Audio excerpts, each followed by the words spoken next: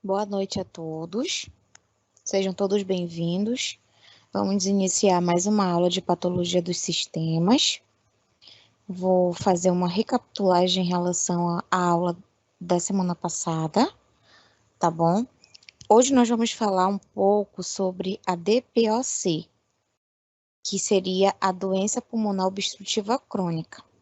Na semana passada nós falamos sobre pneumonia, e foi abordado um pouquinho sobre a pneumonia, que ela é causada por uma infecção, que existem vários tipos de pneumonia, certo?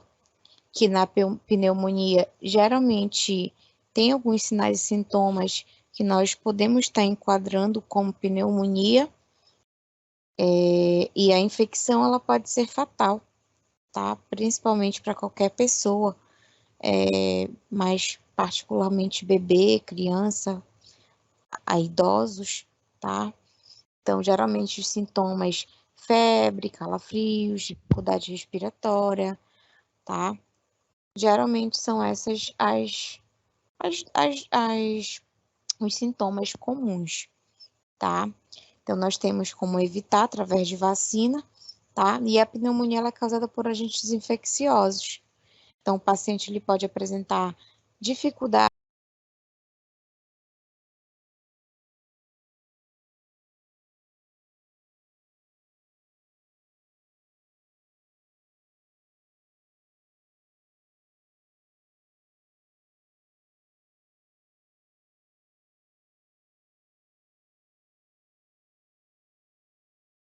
Esverdeada com sangue, dor no peito, suor noturno, tá?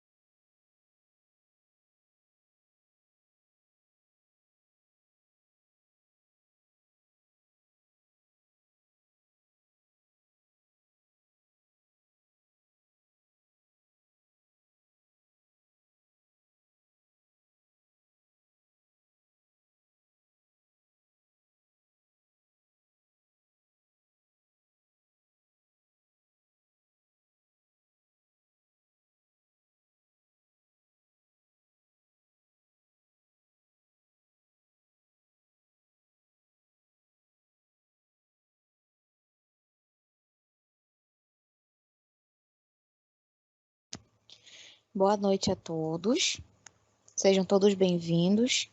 Vamos iniciar mais uma aula de patologia dos sistemas. Vou fazer uma recapitulagem em relação à aula da semana passada, tá bom? Hoje nós vamos falar um pouco sobre a DPOC, que seria a doença pulmonar obstrutiva crônica. Na semana passada nós falamos sobre pneumonia, e foi abordado um pouquinho sobre a pneumonia, que ela é causada por uma infecção, que existem vários tipos de pneumonia, certo? Que na pneumonia geralmente tem alguns sinais e sintomas que nós podemos estar enquadrando como pneumonia, e a infecção ela pode ser fatal, tá? Principalmente para qualquer pessoa, mas particularmente bebê, criança, a idosos, tá? Então, geralmente os sintomas, febre, calafrios, dificuldade respiratória, tá? Geralmente são essas os sintomas comuns, tá? Então, nós temos como evitar através de vacina, tá? E a pneumonia ela é causada por agentes infecciosos. Então, o paciente ele pode apresentar dificuldade para respirar ou falta de ar, tá? Respiração mais rápida do que normal, febre acima de 38 graus, tá? Tosse seca, principalmente. Tosse também com secreção, né? Com catarro, com aquela secreção esverdeada, com sangue, dor no peito, suor noturno, tá? Cansaço, frequentemente, ou dores musculares. Então, são todos esses sintomas que o paciente ele pode apresentar. E dentro do diagnóstico que nós vimos, geralmente existem alguns exames clínicos que o paciente precisa fazer, exames físicos, né, como a ausculta, alguns exames de imagem, como de radiografia, são alguns recursos que nós utilizamos para diagnóstico, tá, da pneumonia. E também antibiótico. Como eu falei, geralmente o paciente ele pode apresentar um desconforto, tá? E a infecção, ela vai ser uma infecção nos pulmões.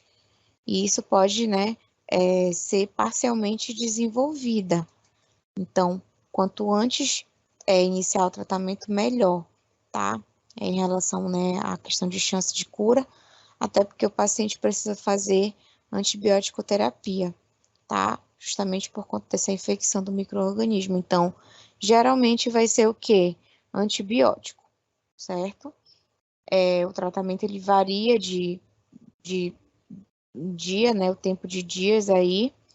E a tuberculose, também que eu abordei na semana passada, ela é uma doença infecciosa, né? Transmissível, que geralmente aí vai afetar principalmente o pulmão.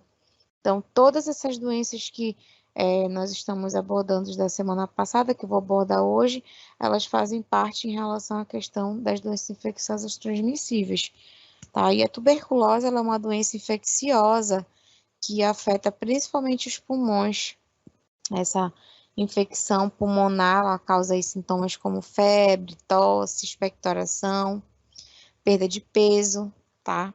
Um dos sinais e sintomas bem comum, bem visível também, dor no peito, entre outros, né, sintomas que o paciente pode apresentar. E a tuberculose ela é causada por uma bactéria, e essa bactéria ela pode ser multiplicada aí, quando, por exemplo, o paciente espirra, tosse, né, por conta dessa transmissão ser através das vias aéreas e gotículas salivares, tá? Então, geralmente o paciente precisa entrar em contato de precaução. A tuberculose, gente, ela, como eu falei, ela é causada por uma bactéria, então é necessário que seja feito tratamento também, tá?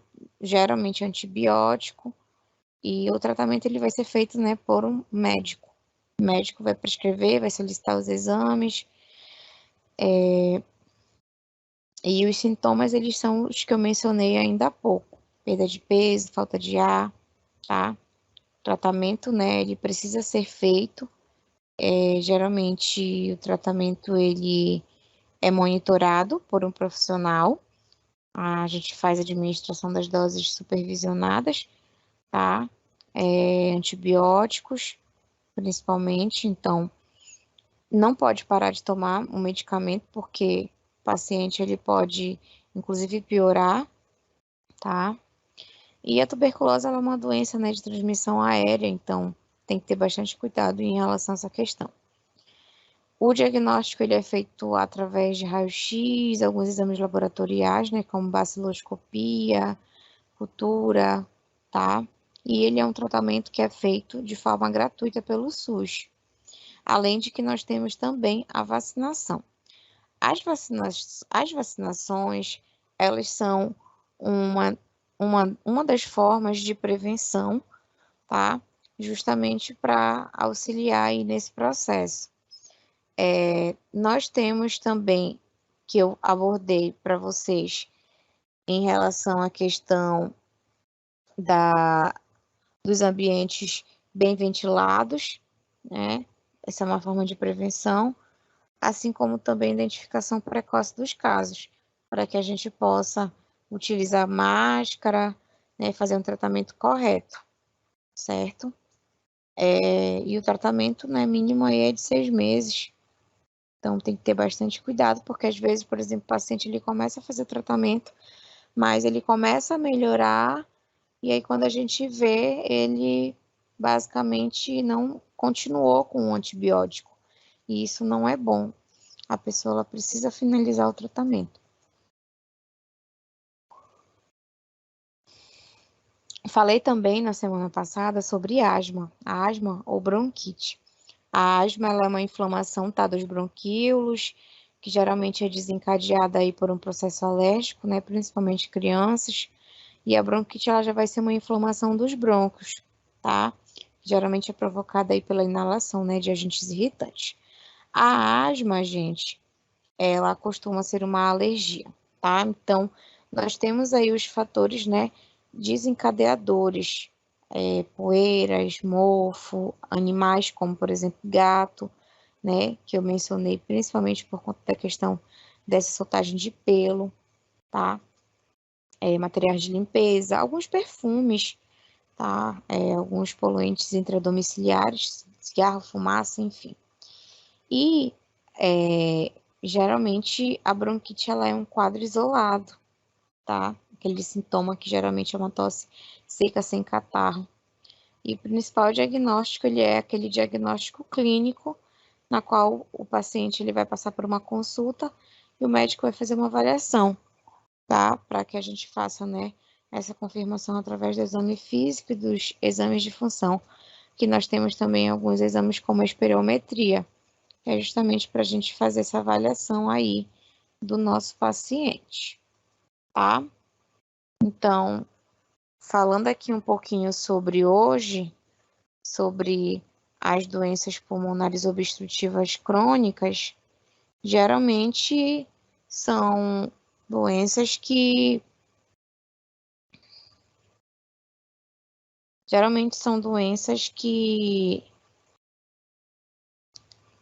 só um momentinho.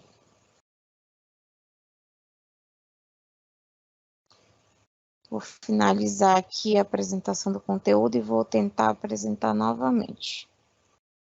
Vou ver se compartilha aqui o slide.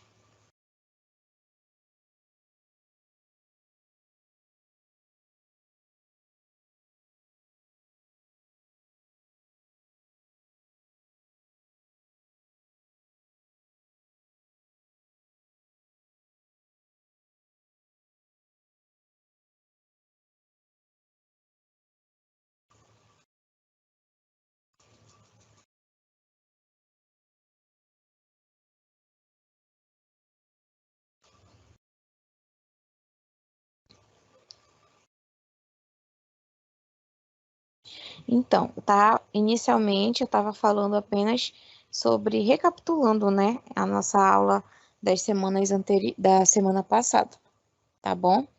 E agora a gente vai começar e eu vou começar explicando para vocês sobre a doença pulmonar obstrutiva crônica, certo?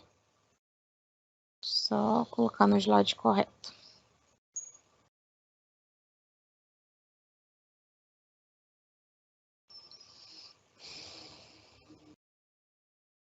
Bom, a doença pulmonar obstrutiva crônica, a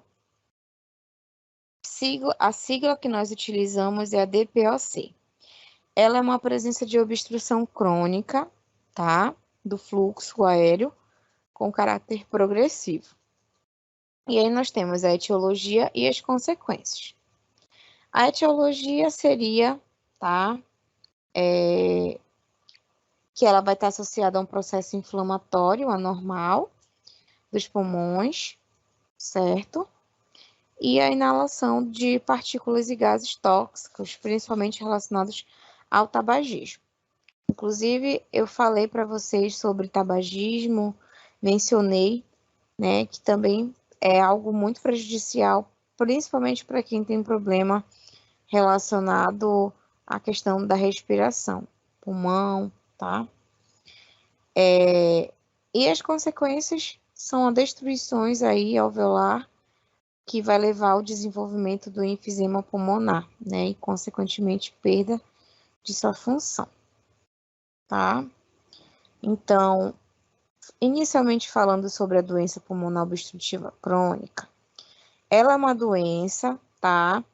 Que vai causar uma obstrução aí da passagem do ar pelos pulmões, que vai ser provocada geralmente por uma fumaça, por exemplo, do cigarro ou de outros compostos nocivos, certo? Então, a doença, ela se instala depois que há um quadro persistente de bronquite ou enfisema pulmonar, tá? Um grupo, por exemplo, de doenças pulmonares que vai bloquear o fluxo de ar e vai dificultar também a respiração. Então, geralmente, o paciente, quando nós vamos avaliar a respiração, os sinais vitais do paciente, a respiração do paciente vai estar bem alterada, tá? Esse bloqueio, então, a respiração pode ficar mais rápida, mais ofegante, a diminuição também, tá? O enfisema e a bronquite crônica, elas são doenças que são mais comuns que podem compor aí a DPOC, né, que é a doença pulmonar obstrutiva crônica.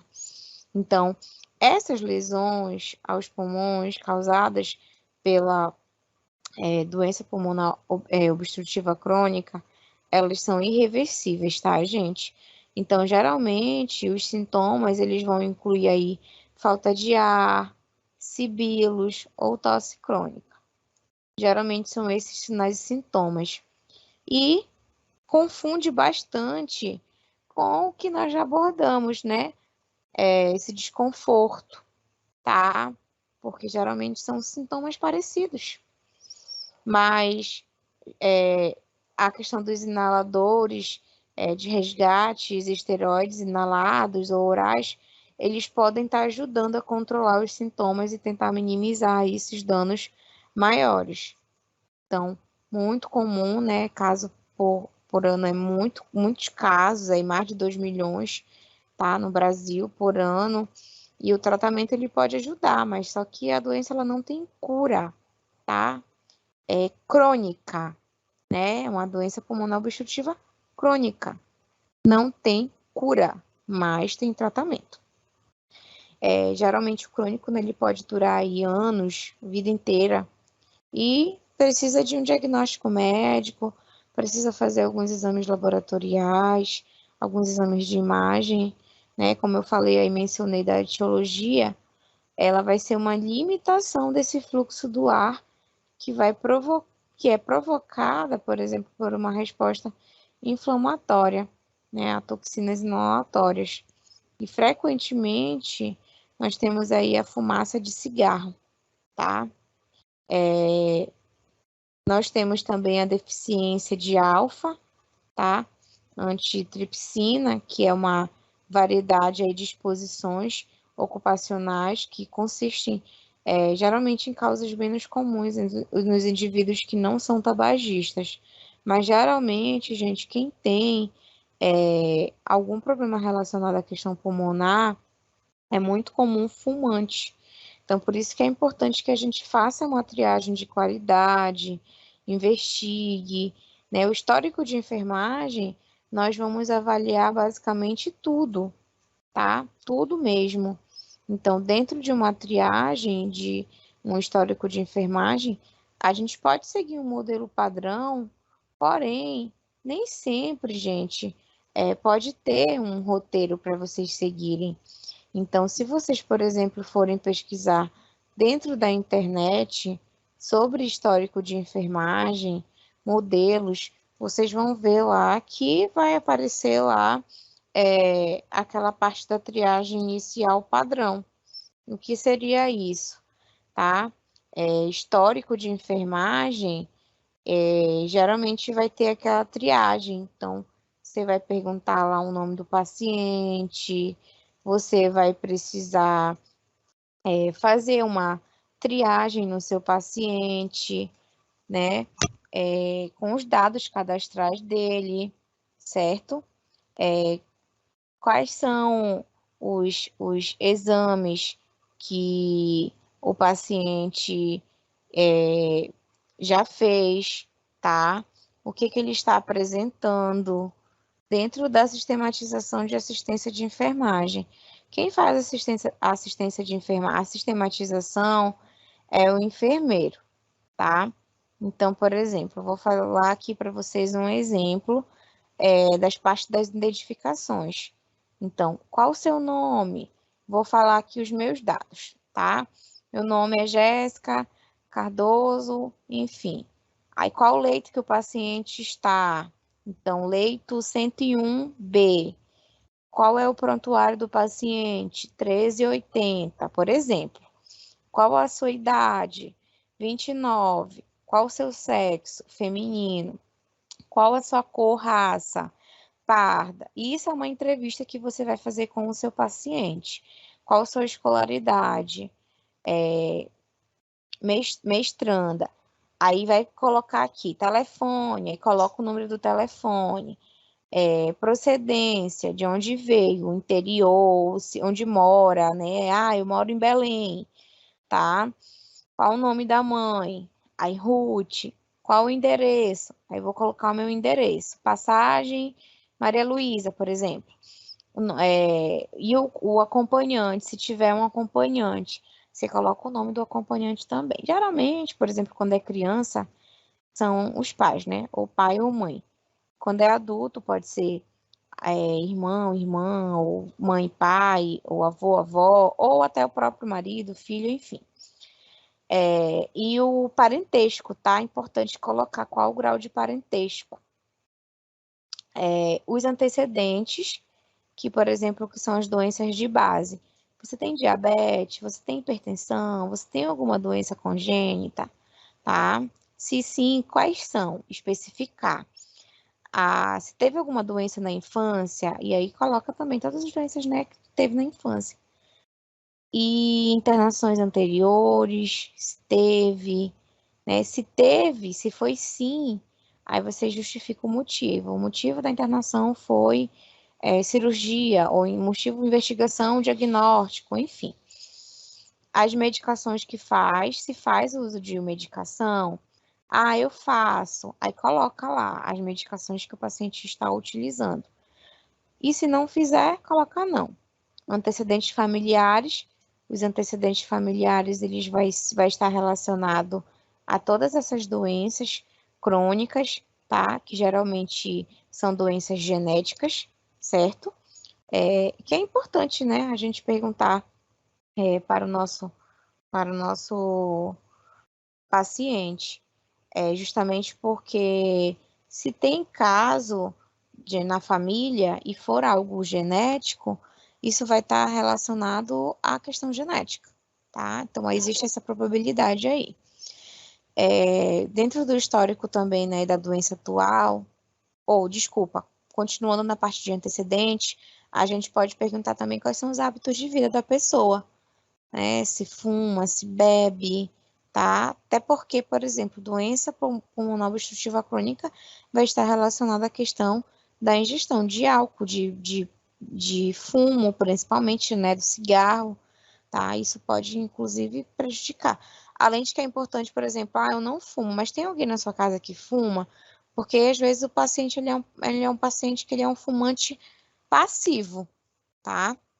A história, né, da doença atual, então, qual a queixa principal do paciente, o que ele está sentindo naquele momento, eu tô com tosse, eu tô com desconforto, enfim, vai especificando. E quando foi que o paciente apresentou esses sinais e sintomas? Há quantos dias, né? O início desses sinais e sintomas. Tem 2 dias, tem 7 dias, tem um mês, tem mais de ano, enfim, especifica. E a evolução da doença, né? O quadro clínico do paciente naquele momento, além de especificar qual o tratamento atual, tá? E aí tem, por exemplo, algumas fichas, alguns padrões hospitalares que a gente coloca lá em relação à questão da oxigenação, tá?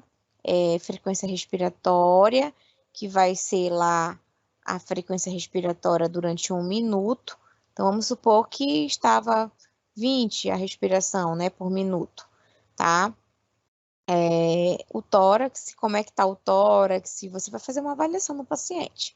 Assimetria, né, assimétrico, simétrico, o tipo, por exemplo, do tórax, como é que tá, né?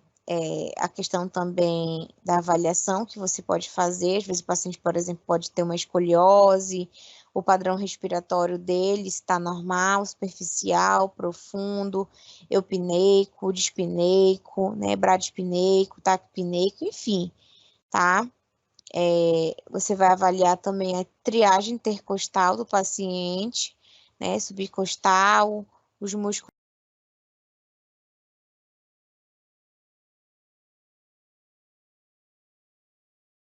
acessórios, tá? Vai verificar a ventilação do paciente, se está espontâneo, se está utilizando catéter de oxigênio, um macronebulizador, quantos litros por minuto, né? Tá? Importante especificar. Se você for fazer, por exemplo, uma transferência do paciente de leito para outro setor, se ele estiver utilizando oxigênio, macronebulizador, é importante que solicite para o maqueiro, não pode ser transportado assim avulso. Se o paciente, por exemplo, está com máscara de Venturi, né, a questão da ausculta pulmonar também. Ah, tá. Tem a questão também de alguns dispositivos que às vezes o paciente está tendo. Se ele está com tracostomia, né, se ele está com tubo orotraqueal, se ele está com... não foi entubado, tá? Se ele está com uma ventilação mecânica, né? Quanto a FiO2 dele, tá? E também a ausculta pulmonar, por exemplo, que é importante você verificar.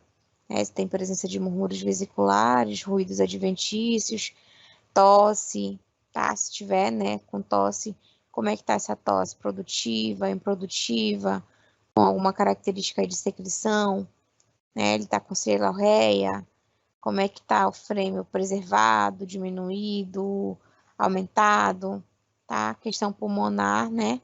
Que é importante também fazer a percussão, verificar a questão da clara pulmonar, o som, tá? Se está maciço, timpânico, e né, a data de inserção, por exemplo, de algum catéter, se ele está com secreção, isso é sempre importante, tá? Isso dentro de uma terapia intensiva, principalmente importante a gente avaliar. Para, né, também que a gente faz essa avaliação aí pelo motivo de internação e faz algumas observações, tá? Mas geralmente dentro da atenção hospitalar a gente segue um roteiro e aí, dependendo, né, do local, a gente pode implementar, verificar se o paciente ele faz atividade física, se ele tem hipertensão arterial, tabagista, diabético, obesidade, se ele teve, por exemplo, um acidente, né, vascular encefálico, AVC, estresse, como é o estresse do paciente, sedentarismo, hereditariedade, tá? Menopausa, no caso de mulheres, alergia, tá? Alergia medicamentosa. E a gente faz o exame físico, verificando a hidratação, temperatura axilar, tá? As condições do higiene, integridade, né, da cutânea mucosa, sistema musculoesquelético, tudo isso a gente vai avaliar. Além do sistema também neurológico, né? Consciência, orientação, os déficits motor, sensorial, tá? Se o paciente, por exemplo, está com alguma contraindicação, né, para trombólise, traumatismo recente, cirurgias, lesão, né, por pressão, presença de sangramento, enfim, entre outros. Então, tudo isso nós vamos avaliar.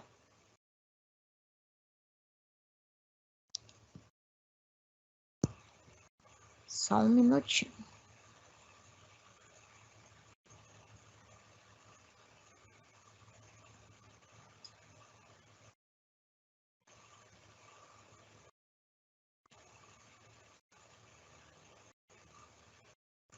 Aqui nós temos as doenças intersticiais, tá?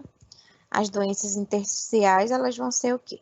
Patologias geralmente que vão estar relacionadas a depósito de substâncias ocupacionais que levam a uma fibrose pulmonar e, consequentemente, perda da capacidade inspiratória, diferentemente da doença pulmonar obstrutiva crônica, que causa aí uma capacidade expiratória. Nós temos a inspiração e nós temos a expiração, tá? A prevenção, ela é o principal tratamento para a patologia, prevenindo aí as morbidades dessa patologia. O que seria isso? As doenças, gente, intersticiais, elas vão resultar aí num acúmulo anormal de algumas células inflamatórias, tá, no tecido pulmonar. Então, o que o paciente vai apresentar? Falta de ar, tosse, tá? E geralmente, né, ele vai ter aí uma aparência através dos exames de imagem, que é solicitado ao paciente. Então, não vai estar relacionado, assim, por exemplo, a qualquer outra coisa, mas, assim, algumas dessas doenças, elas são bastante incomuns, tá? Então, nós temos aí algumas doenças que são intersticiais do pulmão. Quais são elas? Doenças pulmonares eosinofílicas, tá?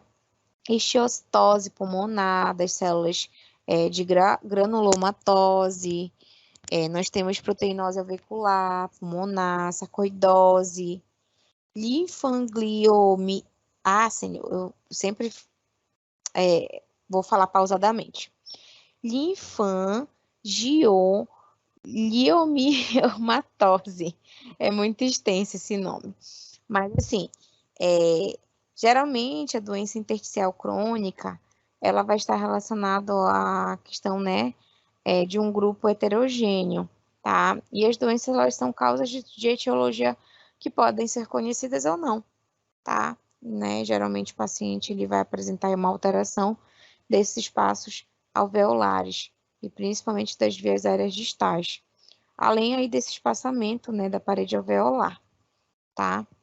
Então, nós temos também a doença pulmonar intersticial, que geralmente ela é uma doença, ela é uma doença, como é que eu posso explicar para vocês? De um grupo largo, né, de doenças pulmonares vai estar mais relacionada a uma inflamação do tecido, tá, do pulmão intersticial, e ela pode afetar o volume do oxigênio. Você sabe que quando, por exemplo, está dificultando a circulação sanguínea, né, que pode alcançar a circulação sanguínea e pode atingir aí também o sistema respiratório, tá? Aí eu passei aqui o slide sem querer, só um momentinho.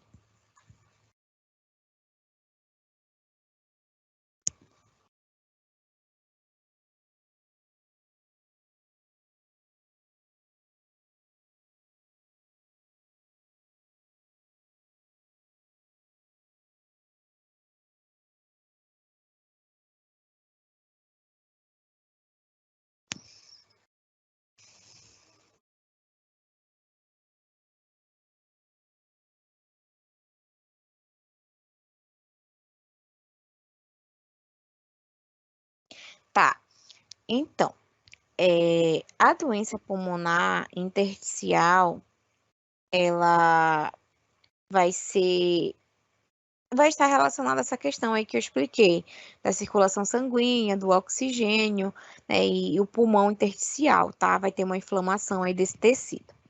Já o tromboembolismo pulmonar, ele vai ser definido como uma migração de um ou mais coágulos, tá? Das veias sistêmicas para o leito vascular pulmonar. Então, geralmente, ela é uma doença assim, que tem uma importância muito grande, porque as complicações elas podem ser fatais, tá? Principalmente tanto a curto ou a longo prazo. Quais são os sinais e sintomas? Geralmente vai estar relacionada aí uma ou mais artérias, né, pulmonares que vão ficar bloqueadas por um coágulo sanguíneo. Então, na maioria das vezes, a embolia pulmonar ela vai ser causada por um coágulo, né, de sangue, que pode ser originado, por exemplo, das pernas ou, em casos raros, de outras partes do corpo. A gente chama de trombose venosa profunda. E geralmente sintomas eles vão ser falta de ar, dor no peito e tosse. O tratamento, ele vai ser um tratamento para a gente tentar romper esse coágulo, tá? Né, tentar reduzir aí significativamente esse risco de morte, e geralmente é feito por anticoagulante, tá? Os medicamentos, né, os procedimentos, algumas orientações que a gente faz também para pacientes nesses quadros, é a utilização da meia de compressão e a atividade física, que só ajuda aí, né, na questão da ativação da circulação para a prevenção aí da formação dos coágulos. É uma patologia que causa aí muita gente, ocasiona, né, em muita gente, mais aí de 100, 150 mil pessoas precisa de um diagnóstico médico e sempre vai precisar de exames laboratoriais ou de imagens, tá? Porque o tratamento ele vai ser feito através desses auxílios. E em curto prazo, geralmente pode ser resolvido em dias, nas semanas, e um caso mais agravado já vai ser um caso crítico que vai precisar de um atendimento de emergência e um acompanhamento, né, mais prolongado. Esse tromboembolismo, gente, pulmonar, ele é uma instalação de um trombo no interior de uma artéria, tá? Então, nós temos aí a circulação pulmonar, que geralmente vai levar e pode levar aí até a uma questão de um infarto pulmonar, tá? E pode causar uma sobrecarga também cardíaca, né, pulmonar, intensa e parcialmente fatal. Então, como eu expliquei, vai estar relacionado à questão da circulação, e o fato de não ter uma circulação muito efetiva pode, inclusive, ocasionar esse problema, tá? Então, o paciente ele vai apresentar desconforto, ele vai apresentar dor, né? E dentre outros situações, por exemplo, que o coágulo ele pode apresentar, né? Como dor no peito, tosse, porque já vai estar relacionado à questão pulmonar.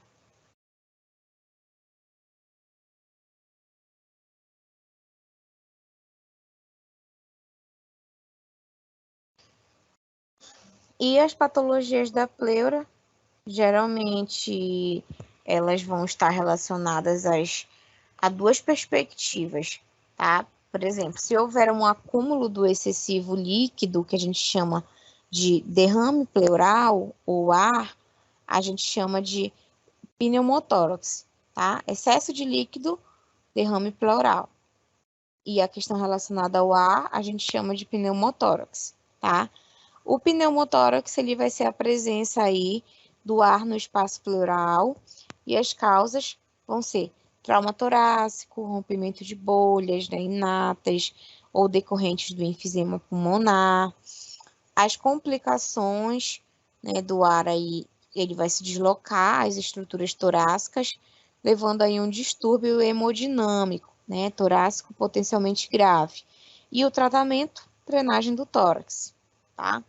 A pleura, gente, ambos, por exemplo, tanto o derrame pleural como o pneumotórax, eles vão estar relacionados ao pulmão. E o pulmão, ele não vai conseguir ser expandido normalmente com a respiração, tá? Justamente porque vai resultar em um colapso do tecido pulmonar. E a pleura, ela pode se tornar infectada, tá? No caso de uma pleurite viral. Em alguns pacientes, por exemplo, existe um fluxo constante de líquido, pacientes normais, pacientes sadios, né? E entre essas duas camadas finas, que a gente, por exemplo, tem aí as doenças pleurais, elas podem causar esse acúmulo de líquido, tá? Entre as pleuras. É por isso que a gente chama de derrame pleural. E as causas mais comuns de derrame pleural geralmente vai estar relacionado à tuberculose, à pneumonia ou ao câncer, tá? Muito comum em paciente oncológico. O pneumotórax, ele tem algumas complicações, tá, gente? E as complicações do tratamento, né? As complicações, elas podem incluir hipóxia, tá? Hipercapnia, hipotensão, tá? Diminuição da pressão, né? Diminuição aí da questão da saturação. E a lesão pulmonar, tá? Por expansão, né? Que geralmente é incomum. E a gente observa bastante com, por exemplo, uma frequência aí de um colapso pulmonar. Pneumotórax, ele vai ser uma reexpansão rápida com uma pressão pleural negativa, tá? Geralmente as causas elas vão ser, pode acontecer por conta de um trauma, tá? Principalmente quando existe aí um corte na parte torácica, da cavidade torácica, ou, por exemplo, um acidente de trânsito, é muito comum, gente, vocês vão ver isso também, se vocês já não viram, né, em suporte básico de vida, justamente por conta dessa reexpansão, tá, rápida. acidente, né, de trânsito, como eu falei, e pode surgir também, por exemplo, no caso de uma doença crônica, tá? Mas é um pouquinho mais raro. Então, geralmente está relacionado a um trauma no tórax. O pneumotórax, ele pode ser classificado em pneumotórax espontâneo, que é aquele primário e secundário que nós chamamos, e o pneumotórax adquirido, que é o traumático, tá? Que é esse causado, né, por acidente. O espontâneo, ele geralmente é uma forma mais comum, tá? Quando ele tem, por exemplo, uma etiologia primária. Então, a gente vai identificar aí que é causado por uma ruptura das bolhas, tá? Apicais, né, da superfície pulmonar. E o secundário, ele já vai ser em pacientes que apresentam pneumopatias, tá? As complicações, né, como eu falei ainda há pouco, elas são muito relativo, geralmente o paciente pode incluir aí nessa hipóxia, hipercapnia, hipotensão. E o tratamento, ele do pneumotórax, geralmente ele é um tratamento espontâneo, né? Que dependendo da situação, quando é um caso mais leve, não requer tratamento. Mas ele geralmente vai, normalmente ele vai estar, ele não vai causar problemas respiratórios, tá? Graves. Então, o ar ele vai conseguir ser absorvido normalmente em alguns dias. E geralmente essas pessoas elas precisam receber aí um suporte de oxigênio, catéter de máscara nasal, facial, máscara de Venturi, catéter de O2, tá? Para justamente ajudar a acelerar aí essa absorção do ar. O hemotórax, ele já vai ser a presença do sangue no espaço pleural. Então, como eu falei, o pneumotórax, ele é a presença do ar, tá? E a causa trauma, rompimento de bolhas inactas, né, decorrente do enfisema, as complicações, né, que o ar ele vai se deslocando e a estrutura torácica pode levar aí ao distúrbio hemodinâmico torácico, né, potencialmente grave. Então, o tratamento vai ser drenagem. Já em relação ao hemotórax, que é a presença do sangue no espaço pleural, ele entre o espaço pleural, né, e entre o pulmão e a parede torácica, as pessoas elas têm a sensação de desmaio, né? Aquela sensação de desmaio iminente, falta de ar, tá? Então, ele pode sentir dor no peito, a pele pode ficar fria, o paciente, né, pode ter aquele suor frio, ou até mesmo o paciente ficar com uma pele azulada. Então, os médicos geralmente eles solicitam lá uma radiografia do tórax para a gente poder identificar, né, o diagnóstico, tá? O derrame pleural, ele geralmente acontece devido ao acúmulo excessivo de líquido, tá? Já vai ser um outro caso aí que nós temos em relação a exudato, transaxudato, tá? Então, derrame pleural, ele já vai ser devido a esse acúmulo aí, né, de líquido, excessivo de líquido no espaço pleural. E ele vai ser aí, né, ele vai ser tipo um espaço criado entre o pulmão e a membrana que é externa, tá? Então, o paciente ele pode apresentar aí alguns problemas cardiovasculares, além de problemas respiratórios ou autoimunes, né, como a lúpus, por exemplo. O exudato, gente, ele é o líquido que vai ser produzido, tá, no espaço pleural, como, por exemplo, neoplasia, doenças inflamatórias, derrame pleural, tá, parapneumônico e emplema pleural. E o transudato, ele vai ser um líquido extravasado, tá, para o espaço pleural. Os transudatos, eles vão se originar aí do aumento da pressão hidrostática, tá? Diminuição aí da pressão oncótica. Então, geralmente, eles vão estar inclusos em relação às membranas pleurais.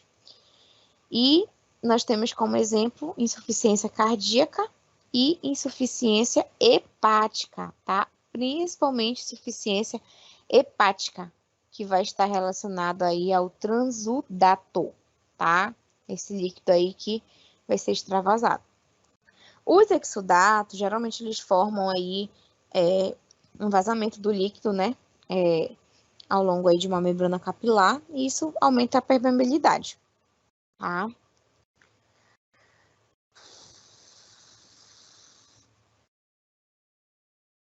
Nós temos aqui uma interatividade relacionada aos itens, né, do derrame pleural do tipo transudato, tá?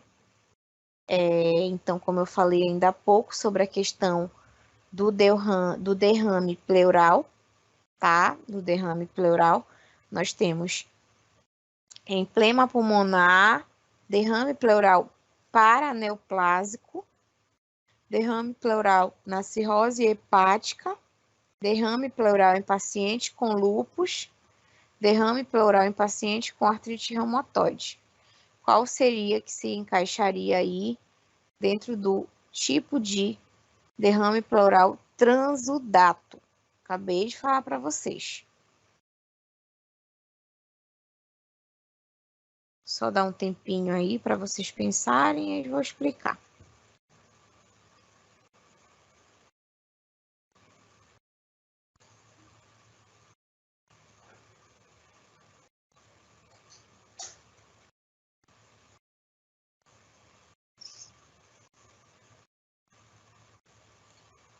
Olha aqui, a gente falou aqui, por exemplo, nós temos as neoplásicos, o pneumo, tá? Vai ser o quê? Exudato, né? Esse aqui, exudato. E o relacionado ao transudato, ele já vai ser o derrame pleural na cirrose hepática. Tá? Vou só explicar um pouquinho para vocês mais sobre a questão do exame físico, né, dessa avaliação que é necessária, tá? Então, como eu falei, nós temos aí também que saber fazer, por exemplo, uma construção, né, de uma implantação no histórico de enfermagem. Então, paciente, por exemplo, que vai estar relacionado a um histórico de enfermagem, né? Então, a gente tem também a questão da hidratação, da nutrição, da eliminação, tá? Que é importante que nós precisamos avaliar. Então, por exemplo, se o paciente está com algum turgor, né? Como é que está o turgor? Preservado, diminuído, está com edema? Se o paciente está apresentando dieta, se ele está comendo, o tipo de alimentação, o tipo de via de forma de administração, tá? Dessa dieta, né? Os resíduos gástricos também, abdômen, motilidade, tá? Como é que tá o abdômen? Normotenso, plano, tenso, globoso, distendido, tá? Motilidade presente, aumentada, diminuída, além da palpação, tá? Então a gente precisa fazer aí uma palpação, né? Das tumorações que às vezes o paciente apresenta, se está apresentando dor, tá? As eliminações intestinais também, diurese, tá? A questão da consciência através da escala de Glasgow, então a gente vai fazer uma pontuação. Se o paciente estiver, né, muito abaixo, geralmente ele vai ser entubado, mas a gente precisa fazer aí uma avaliação. Além da regulação hidroeletrolítica, a gente precisa fazer uma avaliação neurológica, tá? Em relação à atividade física e mobilidade, tá? Do sono, né? Repouso. Como eu já havia falado em relação à questão da oxigenação, tá? Então, nós temos a questão cardiovascular também, né? Frequência cardíaca, pressão arterial, hipertensão. Nós temos, por exemplo, sopro, arritmia, bradicardia, algumas alterações que o paciente pode apresentar, né?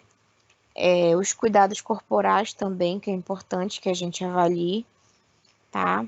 Integridade física, cutânea, com segurança física, certo?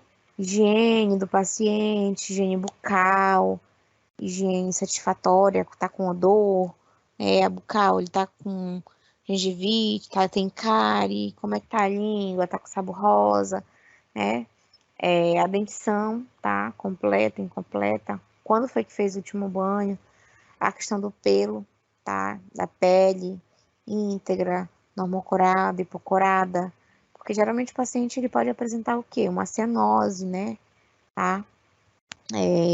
As lesões cutâneas, quando a gente vai avaliar também, se estiver apresentando uma lesão cutânea, especificar a quantidade, né? E a localização, tá?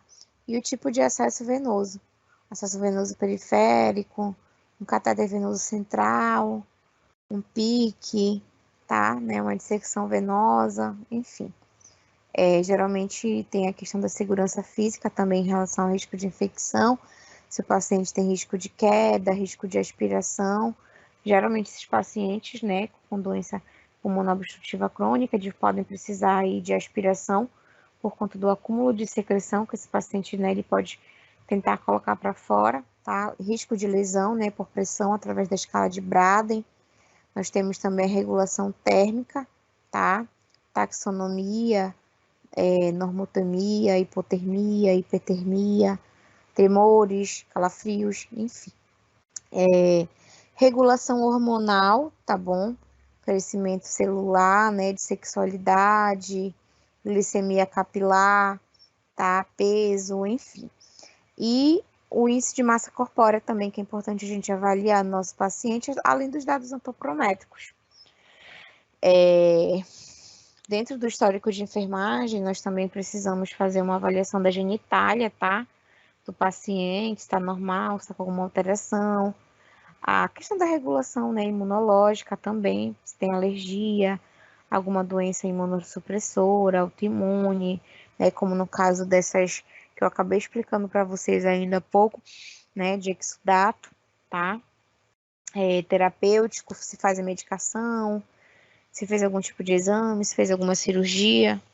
Quais especialistas, né, que passaram para fazer uma avaliação desse paciente, além da percepção também dos órgãos, né, dos sentidos, os olhos, reflexo, tá? Escala de dor também, que é importante a gente avaliar no nosso paciente, relato de verbal aí de dor, tá? E tem a questão, né, da comunicação, do conforto, do vínculo mãe e filho, do conforto dos pais, a comunicação se está sendo efetiva, né, a comunicação gestual, corporal, educação à saúde também, que o enfermeiro geralmente faz. A gente sempre tem que trabalhar, né, com a prevenção, promoção, tá, da saúde. Recreação, né, de lazer, sociabilidade. Importante a gente perguntar, porque isso também importa, né? Se teve algum rompimento de vínculo, tá? Como é a casa, a residência que a pessoa mora, né? Até por conta das, das situações, né? De socioeconômicas, que a gente sabe que a nossa situação ela não é a mesma situação do nosso paciente, tá? As necessidades, né, psicoespirituais, geralmente vai passar também por uma avaliação aí de uma equipe multi, tá? Uma equipe multi para estar fazendo essa avaliação com bastante cautela, tá? Então, hoje nós estamos finalizando basicamente o slide 1, tá bom? Que é a unidade 1 de vocês. No material de vocês, quando vocês baixarem lá através do portal AVA, vocês vão ver que a gente tem unidade 1, unidade 2 e unidade 3, tá? Então, unidade 1 a gente conseguiu finalizar hoje. Nós temos essa disciplina, como eu falei no primeiro dia para vocês, ela é uma disciplina que a gente estuda, né, a questão dos processos celulares, fisiológicos, a questão da patologia, a gente tenta compreender aí a questão dos mecanismos, né, de adaptação orgânica, principalmente frente às patologias. Então, a gente vai tentar também desenvolver aí um enfoque de prevenção. Enfermagem é isso. Educação em saúde, ela é essencial, tá? Então, né, fazer um desenvolvimento aí dos conhecimentos sobre os desvios do estado de saúde, uma motivação racional, né, de acordo com o exercício profissional. Então, nós temos que tentar adquirindo aí os conhecimentos básicos, né, dos processos patológicos, para que vocês consigam compreender como é que faz, né, a questão do conhecimento específico na nossa área, tá? Então, também a interpretação dos processos de lesão de morte celular, as alterações envolvidas, né, essas manifestações sistêmicas do paciente em relação à questão da virulência, patogenicidade, né, dos principais micro-organismos, tá? E principalmente em relação à interpretação das evoluções da doença, para que a gente consiga também permitir aí, né, esse auxílio do diagnóstico, né, prévio, fazendo uma orientação também em relação aos procedimentos terapêuticos, tá? Então, nós temos aí dentro do portal o fórum, nós temos alguns vídeos aulas, alguns chats, né, que a gente pode também vocês podem também estar analisando. Algumas bibliografias também que tem para vocês fazerem busca, né, de materiais relacionados à fisiopatologia, à patologia básica, né, a patologia em geral, né? Patologia geral, estrutural, funcional, manual de patologia, patologias de processos gerais, né? Quem quiser comprar livro, pesquisar sobre patologia dos sistemas, tá? Livros relacionados à patologia dos sistemas. E nós temos também um texto complementar que vocês podem estar fazendo a leitura, tá? Fala um pouquinho sobre as disparidades na epidemiologia e no tratamento de câncer, tá? Nas populações indígenas brasileiras. Então, é um assunto bem importante. Ele é um artigo que não é muito grande, tá? Ele tem bastante gráfico, tem lá a parte do resumo, introdução, objetivos, métodos, bem legal, né? As discussões dos desfechos, a segurança e, né, as discussões finais, né, conclusão. Então, ele tem aí 8 páginas. Importante que vocês façam a leitura, tá? Desse material complementar. Como eu sempre falo, desde o primeiro dia eu venho abordando que essa é uma disciplina que é um pouquinho complicada, porque fala um pouquinho mais específico do sistema fisiológico. Então, eu tento complementar de alguma forma com outros materiais avulsos, no sentido de trazer para vocês uma forma de vocês compreenderem um pouquinho melhor de como funciona dentro, por exemplo, da unidade hospitalar, né? Até porque a gente precisa ter esse conhecimento.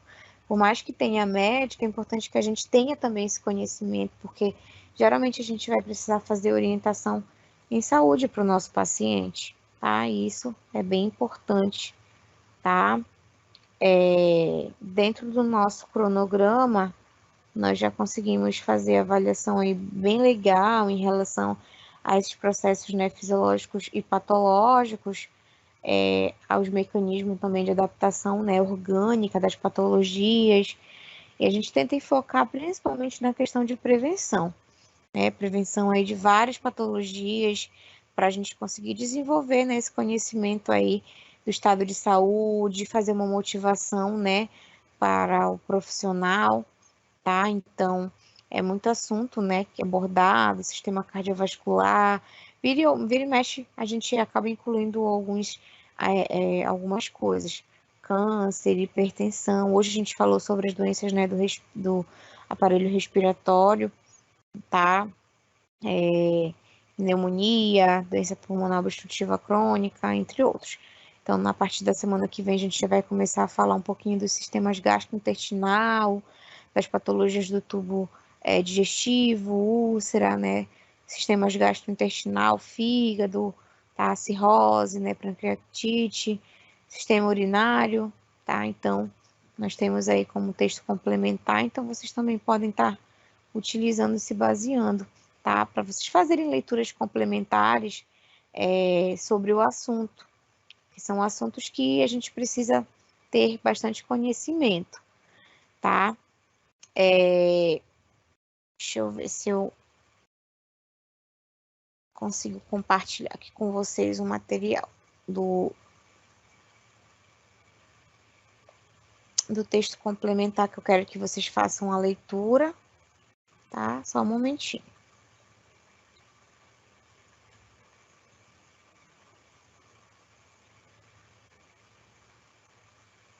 Espero que vocês estejam gostando, tá bom, gente, das aulas. Como eu falei, né, é um pouquinho mais complicado. Esse é o artigo, tá? Que eu quero que vocês façam a leitura. Em um momento ou outro eu posso estar discutindo com vocês sobre ele, mas é importante que vocês façam a leitura para vocês terem um pouquinho mais de conhecimento. Nós temos bastante pacientes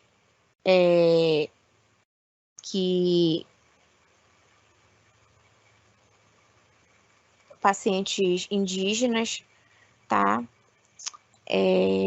Eu, por exemplo, eu acompanhava, na verdade, algumas pessoas, né, indígenas. E, infelizmente, a gente tem alguns óbitos, né?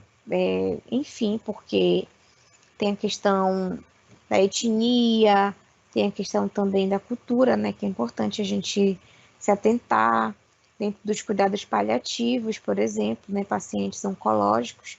Nós temos vários setores, hematologia, nós temos setores de pacientes de tratamento de sistema nervoso central, entre outros, né? Então, eu só queria que vocês fizessem essa leitura, tá bom? Bom, gente, espero que vocês tenham gostado da aula. Basicamente, eu já consegui apresentar bastante assunto aí para vocês, tá bom?